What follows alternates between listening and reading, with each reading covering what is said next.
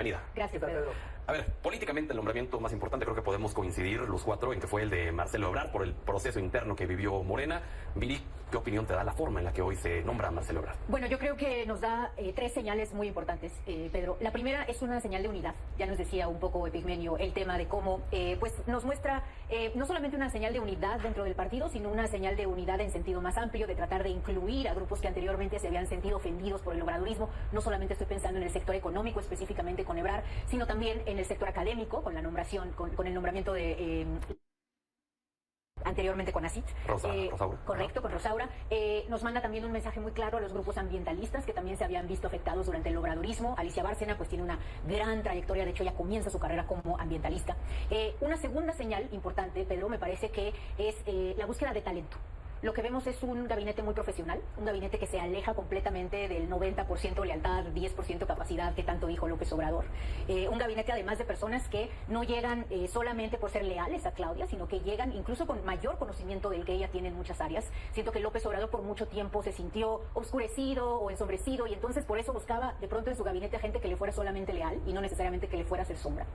Y finalmente, Pedro, me parece que es una señal de independencia, porque al final del día pues no queda Saldívar, ¿no? Queda perfiles distintos, perfiles más cercanos a Claudia. Salvador.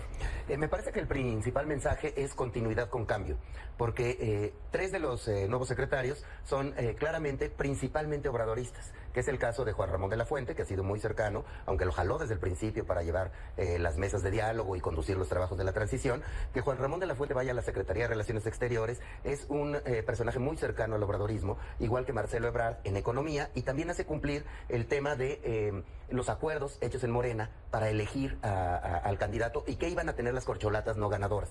En tercer lugar está Alicia Bárcena, que me parece una de las sorpresas, no se mencionaba con fuerza en los corrillos políticos previo al nombramiento del gabinete, que va a medio ambiente, además un lugar donde ella parecería además sentirse mucho más cómoda. Es decir, ya ha hecho todo en el servicio exterior Alicia Bárcena y va a un lugar en el que es experta, en el que es conocedora y va por ahí. Y los otros tres son muy leales a Claudia. Ernestina Godoy, en primer lugar, a la Consejería Jurídica, que también me parece una sorpresa. Se mencionaba a Seguridad, a otros, como al exministro Saldívar.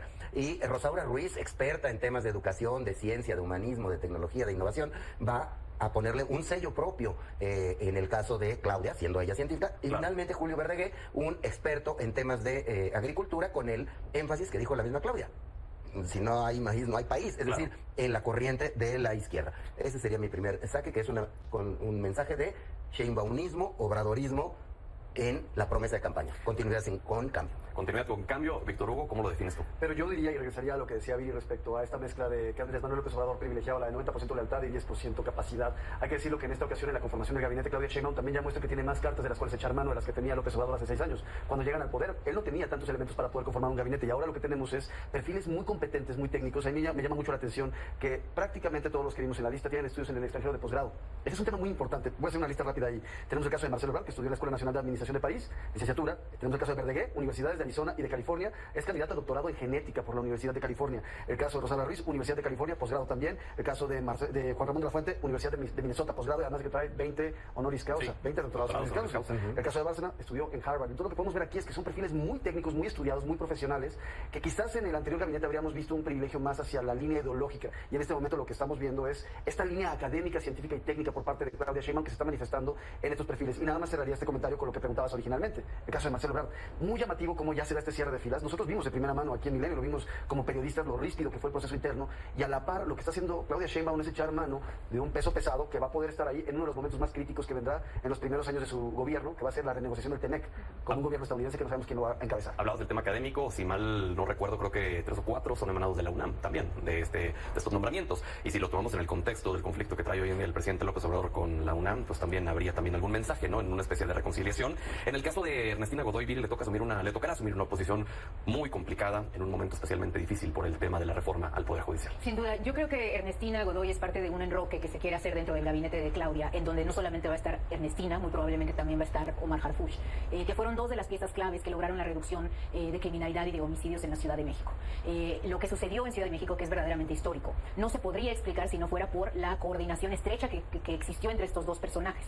En ese sentido, me parece que Claudia está mandando un mensaje muy cierto, muy certero, muy concreto, que es la seguridad va a ser una prioridad para mí, la seguridad y además la coordinación entre las fiscalías, y Ernestina va a ser una pieza clave de esa estrategia. ¿Qué opinas al respecto, Salvador? Me parece que el mensaje sí va por el lado de seguridad, pero también por el lado de economía. El tema de que sea en el MIDE, que se presente a Marcelo Ebrard por encima, al principio de todos los demás, se le dé un privilegio, no solo tiene un mensaje de continuidad, de reconciliación entre los grupos internos de Morena, sino también de que la economía va a ser central en los asuntos que vengan a futuro. Ese mensaje de reconciliación con el caso de Marcelo es muy dominante, es decir, lo presentan al principio. Es el único en hablar. Exacto, la Secretaría de Economía no es, digamos, la principal tradicionalmente, sino de las que se presentaron sería la Cancillería, en todo caso la de mayor peso, y sin embargo le da su lugar a cada uno. A la ciencia, su sello propio. A Marcelo, la economía, reconciliación interna. Y por otra parte, las sorpresas.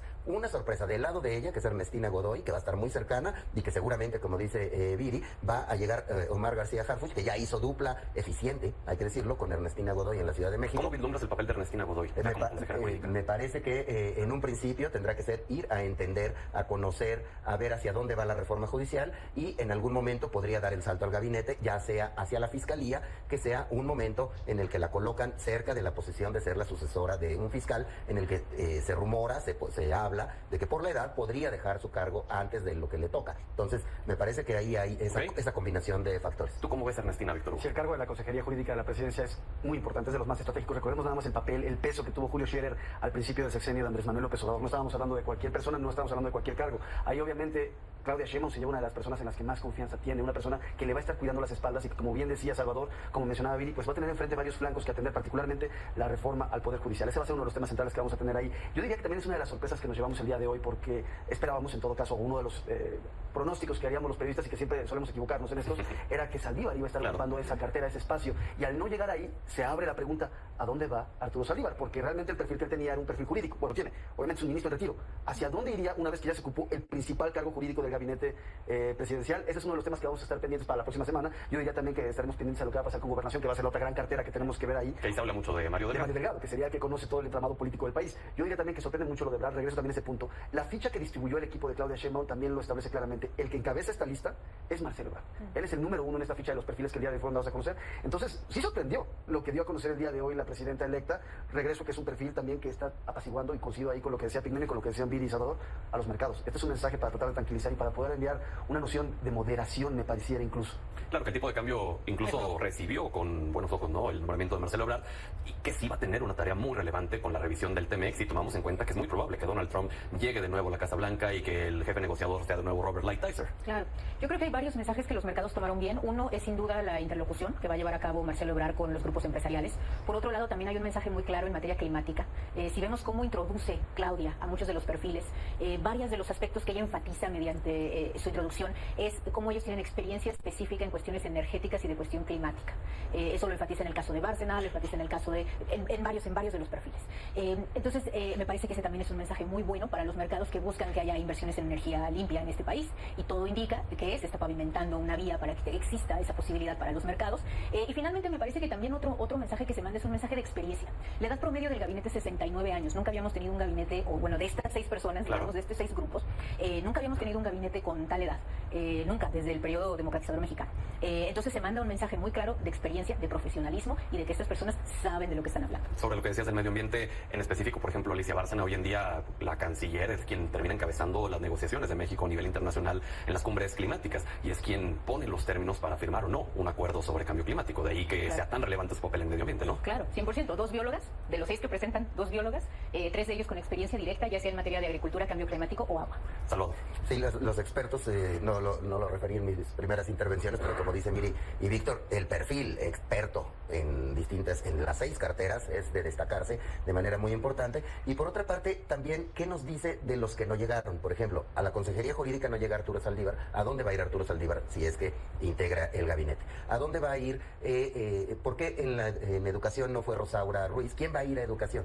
Son interrogantes interesantes que con este nombramiento se abre la discusión y el abanico de decir, bueno, ¿quién puede ir ahí? Hay ahí otros perfiles interesantes. Gobernación va a ser Mario Delgado, va a ser sería un mensaje de de mayor cercanía con Claudia Sheinbaum. Si es Rosa Isela Rodríguez, sería un mensaje de mayor cercanía con López Obrador. Si es Arturo Saldívar, ¿qué tipo de mensaje tenemos ahí? Sobre todo porque ha tenido más críticas que otros de los integrantes del gabinete. Claro. Entonces es muy interesante cómo lo está jugando, le está poniendo emoción Claudia Sheinbaum y me parece que lo está haciendo de manera interesante el asunto. Yo diría que también esta parte del gabinete tiene un tinte muy internacional. ¿A qué me refiero? Estamos hablando de dos cancilleres, Marcelo Ebrard y la canciller Bárcena. Estamos hablando de Verdeguer, él estuvo en la FAO. Es decir, tiene experiencia como un funcionario internacional en el entramado de Naciones Unidas. Estamos hablando de que la canciller Bárcena, que ahora estará en medio ambiente, pues tendrá que estar atendiendo los temas de las metas climáticas, de cambio climático por parte del gobierno mexicano. Estamos hablando de que agricultura también es muy interesante. ¿Cuáles van a ser los principales retos que va a enfrentar el secretario Verdeguer? Pues obviamente el tema del glifosato, que lo va a llevar a toparse con Monsanto y con algunas de las principales transnacionales del mundo en materia agropecuaria o agrícola. Entonces ahí tenemos elementos muy interesantes que nos hablan de que la presidenta electa Sheinbaum está poniendo las cartas de cómo va a ser la relación, algunos de los elementos de la relación de México con el mundo. Y eso contrasta mucho con lo que hemos tenido en este sexenio, que ha sido un sexenio pues insular, en donde el presidente claramente ha enfatizado que la política exterior no ha sido ni será nunca una de sus prioridades. Y ahora vemos perfiles que tienen amplia experiencia en el extranjero y internacional. Entonces yo me sentaría sobre eso. Está mandando muchos mensajes al extranjero la presidenta electa y eso me parece que es algo fresco, que es algo que está contrastando con lo que vimos en la actual administración. Pues muy bien, tendremos más tiempo para seguirlo platicando si nos lo...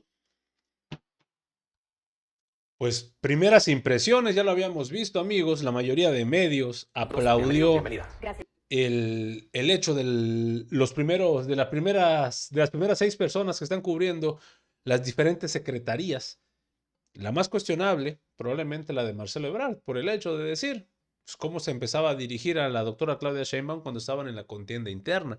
Pero solamente queda esperar a ver los otros 6 modelos, los otros 6 perfiles que va a estar moviendo en las secretarías restantes. Pero algo muy importante acá que están diciendo todos.